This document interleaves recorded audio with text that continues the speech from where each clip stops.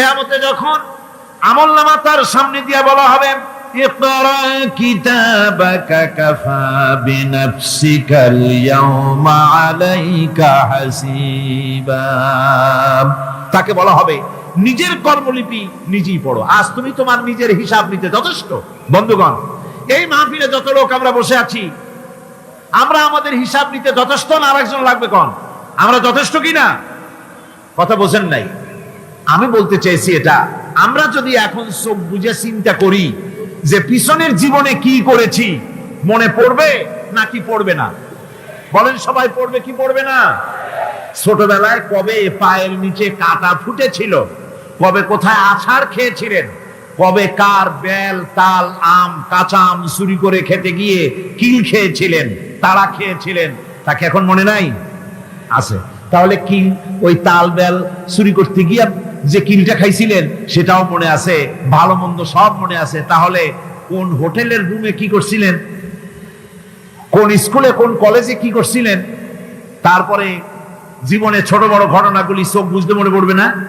এবার হিসাব করেন, মনে যদি পড়ে এবার হিসাব করেন আপনি জান্নাতি না জাহান্নামী। আপনি আপনার নিজের হিসাব নেওয়ার জন্য যথেষ্ট। তাকে হিসাব করতে বলা হবে, তোমার হিসাব, তোমার নিজের হিসাব নেওয়ার জন্য তুমি যথেষ্ট, তোমার হিসাব তুমি নিজেই করো, এটা পড়ো। আর সেই কিয়ামতের দিন কোনো সাহায্যকারী মিলবে না। লান তানফাকুম আরহামুকুম ওয়ালা আওলাদুকুম ইয়াওমাল কিয়ামাহ। লান তানফাকুম, কিয়ামতের দিন কোনো ফায়দা হবে না, অবশ্যই কোনো ফায়দা হবে না, কোনো উপকারে আসবে না। কিয়ামতের দিন তোমার সন্তান, তোমার স্ত্রী, তোমার মাল, তোমার সম্পদ কোনো উপকারে আসবে না। কিয়ামতের ময়দানে সেদিন সব তোমার সাথে বিচ্ছিন্ন করবে, সব পালায় যাবে। সেখানে উৎকোষেরও কোনো কারবার নাই যে ঘুষ টুস দিয়া, ফেরেশতাদের কোনো রকম বুঝবাজ দিয়া, আলাদা কোনো চোরাগলি পথ দিয়া একেবারে ফুট করে ভেসতে চলে যাবেন, এমন কোনো সুযোগ নাই। অনেকে বলে, হুজুর এমন কিছু দোয়া শিখায় দেন যাতে ওই সব জেহাদ বোমা এগুলি খুব ভয় পায়, ওসব রাস্তা টাস্তা না, খুব সহজে কিছু দোয়া দুরূদ করিয়া আস্তে করে জান্নাতে চলে যাওয়া যায়, এরকম একটা দোয়া, এরকম একটা পথ বলে দেন। আমি বলি, ভাই এরকমের কোন চোরাগলি আমার রাসূল আবিষ্কার করতে পারেন নাই, আল্লাহর পয়গম্বরের ওই ধরনের পথ, কোন পথ আবিষ্কার করতে পারেন নাই। সেখানে কিয়ামতের দিন কাউকে উৎকোষ গ্রহণ করার কেউ নাই, উৎকোষ দেওয়া যাবে না। আর উৎকোষ দিবি নেবা কি? আপনার কাছে কিছু নাইও, থাকলেও নেওয়ার কেউ নাই। এই দুনিয়ায় ফাঁকিবাজি করে বহুত কিছু করা যায়, কিন্তু কিয়ামতের মাঠে এগুলি কিছুই চলবে না। আল-ইয়াওমা লা ইয়ানফা'ু মালুন ওয়ালা বানুন। কিয়ামতের দিন ধন সন্তান সন্ততি আর সম্পদ কোনো কাজে লাগবে না। সেদিন শুধু আমল, আমল যদি ভালো হয় কাজে লাগবে, আমল খারাপ হবে সব শেষ হয়ে যাবে। আল্লাহ রাব্বুল আলামিন নবীজিকে ডেকে বলেছেন, নবী আপনি বলেন, কুল মা কুনতু বিদআম মিনার রাসূল, আপনি বলুন আমি কোন নতুন রাসূল নই, আমার আগে অনেক নবী রাসূল পৃথিবীতে এসেছেন, তারা বিদায় হয়ে গেছেন। আমি জানি না কিয়ামতের দিন আল্লাহ রাব্বুল আলামিন আমার সাথে কি ব্যবহার করবেন, আর আমি এও জানি না যে কিয়ামতের দিন আল্লাহ পাক তোমাদের সাথে কি ব্যবহার করবেন। এই আয়াত নাযিল হওয়ার পর আল্লাহর হাবিব তার মেয়েকে ডাকলেন, জামাইকে ডাকলেন, নাতিদেরকে ডাকলেন, আহলে বাইতদেরকে ডাকলেন, আর বললেন, ও আমার মেয়ে, কলিজার টুকরা ফাতেমা গো শোনো, কেবলমাত্র আয়াত নাযিল হয়ে গেল, আল্লাহ পাক আমাকে শুনাইছেন কিয়ামতের দিন আমি জানি না আমার সঙ্গে কি ব্যবহার করা হবে, আর এও জানি না যে তোমাদের সাথে কি ব্যবহার করা হবে। ও আমার কলিজার টুকরা মেয়ে ফাতেমা, কিয়ামতের দিন মুহাম্মদ সাল্লাল্লাহু আলাইহি সাল্লামের মেয়ে, এই হিসাবে তোমার নাজাতের ফয়সালা হবে না। ও আমার কলিজার টুকরা নাতি হাসান আর হোসেন, কিয়ামতের দিন মুহাম্মদ সাল্লাল্লাহু আলাইহি সাল্লামের নাতি হিসাবে ফয়সালা হবে না। ও আমার জামাই হযরতে আলী, কিয়ামতের দিন আমার জামাই হিসাবে নাজাতের ফয়সালা হবে না। আমল যদি ভালো হয় ফয়সালা ভালো হবে, জান্নাতে চলে যাবে। আমল যদি খারাপ হয় কার নাতি কার জামাই দেখা হবে না। সুবহানাল্লাহ, কঠিন কিয়ামতের মাঠ। এই পরকালের বিশ্বাস যদি কলজার মধ্যে ঢোকে, মানুষ ভালো হয়ে যাবে। কোন সুবহানাল্লাহ। আপনাদের দৃষ্টিতে পারবে? কথার জবাব যে দিলেন না। পুলিশে কি মানুষের চরিত্র ভালো বানাইতে পারবে? পুলিশের চরিত্র ভালো বানাবে কেনা, সেটাই তো কথা। মানুষের চরিত্র যাতে ভালো থাকে, মানুষের জন্য খারাপ কাম না করে, সেজন্য পুলিশ। পুলিশ যাতে খারাপ কাম না করে, সেজন্য আরো একটা ডিপার্টমেন্ট আছে না? তারা যাতে খারাপ কাজ না করে, সেজন্য আর একটা আছে। এন্টি করাপশনের আবার এন্টি করাপশন আছে, তার উপর আবার এন্টি করাপশন আছে। এন্টিটার অভাব নাই। সুতরাং পুলিশ দিয়া, বিডিআর দিয়া, আর্মি দিয়া মানুষের, দেশের, জাতির চরিত্র ভালো বানানো যায় না। রাসূলুল্লাহ এ দিয়ে বানান না, এটা ইসলামের নিয়ম নয়।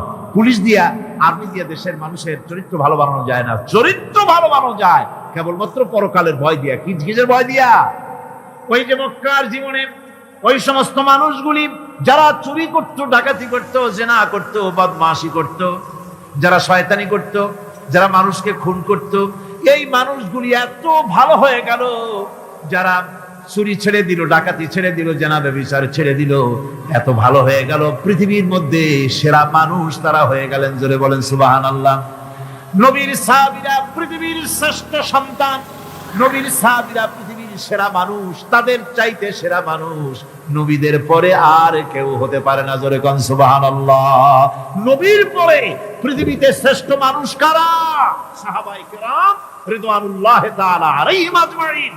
ওনারা তো কুফরের মধ্যে ছিলেন, শিরকের মধ্যে ছিলেন, চুরি, ডাকাতি, জিনা, ব্যভিচার এমন কোনো পাপ নাই যা করা হয়নি। তারপরে যখন আল্লাহর নবীর কাছ থেকে তাওহীদ, রিসালাত ও আখিরাতের দাওয়াত পেলেন, কি সোনার মানুষ এক একজন হয়ে গেলেন। সুবহানাল্লাহ। যারা ছিলেন নারীর সতীত্বের জম, তারা হয়ে গেলেন নারীর সতীত্বের পাহারাদার। যারা মানুষের মাল চুরি করত, ডাকাতি করত, তারা রাতভর মানুষের মালের পাহারা দিল, মানুষের রক্তের পাহারা দিল। সুবহানাল্লাহ বিহামদি। রক্ত সম্পদের পাহারা দিল। রাসূল বললেন, খায়রুল কুরুনে কারনি, সর্বশ্রেষ্ঠ যুগ তো আমার যুগ। বন্ধুগণ, এরপরে একটা জীবন আসবে ওই কিয়ামতের ময়দানে। এই পরকালের বিশ্বাসটা গুরুত্বপূর্ণ ব্যাপার। আমাদের সব কিছুর হিসাব দেওয়া লাগবে। আল্লাহ পাক বলেন, ইন্নাস সামআ ওয়াল বাসারা ওয়াল ফুআদা কুল্লু উলাইকা আনহু মাসউলা। নিঃসন্দেহে মানুষের শ্রবণ শক্তি, দর্শন শক্তি এবং তার অন্তঃকরণের কল্পনা সম্পর্কে আল্লাহ রাব্বুল আলামিনের কাছে জিজ্ঞাসিত হতে হবে। কান দিয়া কি করেছিলা, চোখ দিয়া কি করেছিলা, মুখ দিয়া কি করেছিলে, হাত দিয়ে কি করেছিলে, সবকিছুর জবাব আল্লাহ রাব্বুল আলামিনের কাছে দিতে হবে। সবটার জবাব দিতে হবে, কোনো কিছু বাদ যাবে না। এমনকি মনের ভিতরে যে কল্পনা আমরা করি, এই কল্পনার হিসাবও আল্লাহর দরবারে দিতে হবে। কোরআনে কারীম বলছেন, ওয়া ইন তুবদু মা ফি আনফুসিকুম আও তুখফুহু ইউহাসিবকুম বিহিল্লাহ। মনের ভিতরে তুমি যেটা কল্পনা করো সেটা প্রকাশ করো, অথবা তুমি গোপন রাখো, যাই তুমি করো না কেন, আল্লাহ রাব্বুল আলামিন এর হিসাবও তোমার কাছে নেবেন। ফায়াগফিরু লিমান ইয়াশা ওয়া ইউআযযিবু মান ইয়াশা ওয়াল্লাহু আলা কুল্লি শাইইন কাদির। মহান আল্লাহ পাক বলেন, করার পর তোমার মনের ভিতরে কি কল্পনা করেছিলে ওইটার হিসাব আমি নেব। হিসাব নেওয়ার পর যারে খুশি ক্ষমা করে দেব, যাকে খুশি শাস্তি প্রদান করব। সবকিছুর উপরে আল্লাহ রাব্বুল আলামিন শক্তিমান, সব তিনি করতে পারেন, সমস্ত কুদরত রয়েছে তার। সুতরাং মানুষদেরকে, আল্লাহর বান্দাদেরকে বিশ্বাস করতে হবে যে আমার কোনো কথা বাদ যাবে না। কথাগুলি রেকর্ড হচ্ছে, কথা রেকর্ড হচ্ছে। আমি যে ওয়াজ করতেছি এই কথাগুলি রেকর্ড হচ্ছে নাকি হচ্ছে না? অনেক টেপ রেকর্ডার রেকর্ড হচ্ছে, অডিও ভিডিও হচ্ছে। আজ থেকে 50 বছর পর যদি এই রেকর্ড বাজানো হয়, আমাকে যদি বলা হয় যে আপনি অমুক জায়গায় অমুক কথা বলেছেন, আমি যদি বলি না আমি কথা বলি নাই, তারপরে যদি রেকর্ড বাজানো হয়, তাহলে আমি কথা যে বলি নাই যদি বলি, তাহলে এটা ধরা পড়বে না? সেখানে ধরা পড়বে না? তাহলে এই মানুষের কথা প্লাস্টিকের ফিতায় রেকর্ড করে 50 বছর, 100 বছর, 200 বছর, 500 বছর যদি প্লাস্টিকের ফিতায় এটাকে চলচ্চিত্র করে অথবা টেপ রেকর্ডারে করে যদি ধরে রাখা যায়, এই বুদ্ধিটা কে দিলেন কত দেখি? সবাই কন্যা এই বুদ্ধিটা দিলেন কে? যে আল্লাহ রাব্বুল আলামিন মানুষের মাথায় বুদ্ধি দিলেন, যার দ্বারা সে মানুষের কথাবার্তা অ্যাক্টিভিটি সব ধরে রাখতে পারে। সে আল্লাহ রাব্বুল আলামিন বুঝি আপনার আমার কথা এবং আপনার আমার অ্যাক্টিভিটিস কে তিনি বুঝি ধরে রাখতে পারবেন না কিয়ামত পর্যন্ত? পারবেন কিনা? সেজন্য রাব্বুল আলামিন বলেন, মা ইয়ালফিযু মিন কাওলিন ইল্লা লাদাইহি রাকীবুন আতীদ। সমস্ত কথা রেকর্ড হচ্ছে। সুবহানাল্লাহ কোন জোরে! সমস্ত কথা রেকর্ড হচ্ছে, একটা কথাও বাদ যাবে না।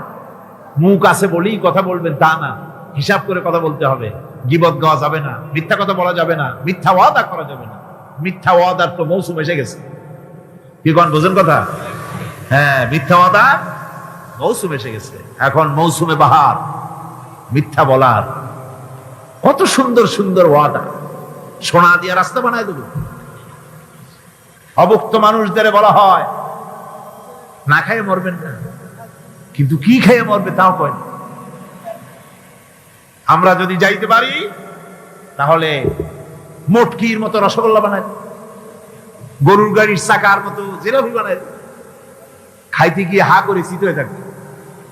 কত রঙিন রঙিন কথা। মিথ্যা ওয়াদার সময় এসেছে। ভাইরা আমার, পরকাল যদি বিশ্বাস করে সেই ব্যক্তি কিছুতেই মুখ আছে বলেই যা খুশি বলবে না, পরনিন্দা করবে না, পরচর্চা করবে না, হাত আছে বলেই যা তা লিখবে না। ঘটনা হইল একটা, লিখলো আর একটা। কলম একটা আছে বলেই যা খুশি তা লেখা যায় না, মুখ আছে বলেই যা খুশি তা বলা যায় না, চোখ আছে বলেই যা খুশি তা দেখা যায় না। গরু খাওয়া জায়েজ করা হয়েছে বলে গরুর লেজ থেকে মাথা পর্যন্ত পাইকারি ধরে সব খাওয়া যায় না। গরু খাওয়া হারাম না হালাল? হালাল। পাইকারি দরে লেজ থেকে মাথা পর্যন্ত সব খাওয়া হালাল না। ওর মধ্যে আল্লাহ কিছু হারাম রেখে দিছে, সেগুলোকে বাইসে খাইতে হবে। আল্লাহ দেখতে চান পাইকারি দরে জমের খাওয়া খাও, না আমার হারাম গুলি বাদ দিয়ে খাও, নিষেধ করা গুলি বাদ দিয়ে খাও। মুখ আছে বলেই যা খুশি তা বলা যাবে না, কান আছে বলেই যা খুশি তা শোনা যাবে না, চোখ আছে বলেই যা খুশি তা দেখা যাবে না, হাত পা আছে বলেই যা খুশি তা করা যাবে না। সবটার পেছনে আল্লাহ রাব্বুল আলামিনকে ভয় করা লাগবে। মহান আল্লাহ রাব্বুল আলামিন বলে, বান্দারে তোমার সমস্ত কার্যাবলী এমনকি তোমার চাহনিটা পর্যন্ত কার দিকে কি নিয়তে তাকায়ছো কেউ জানে না, আমি আল্লাহ রাব্বুল আলামিন জানি। ওয়ায়ালামু খায়নাতাল আয়ুনি ওয়া মা তুখফিস সুদূর। তোমার অন্তঃকরণ কি জিনিস গোপন করে আর তোমার চক্ষু কি লুকোচুরি খেলে আমি টের পাই।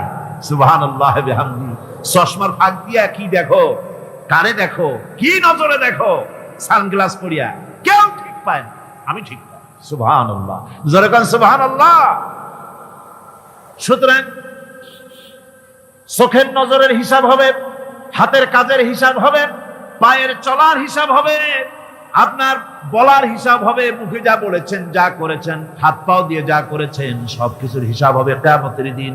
আল্লাহর দরবারে সবকিছু উপস্থিত হবে, কোন জিনিস বাদ পড়বে না।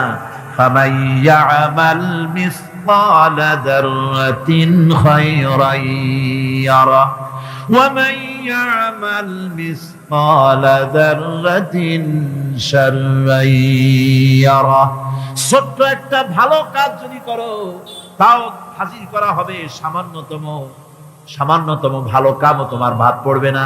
আর ক্ষুদ্রতম কোনো খারাপ কাজ করলে তাও উপস্থিত করা হবে, সব তোমার সামনে, কোনো জিনিস বাদ পড়বে না, সব দেখতে পাবে কিয়ামতের দিন। ভালো কাজটাও আর খারাপ কাজটাও আল্লাহর কাছে সেদিন আল্লাহ পাক মানুষের সামনে উপস্থিত করে দিবেন।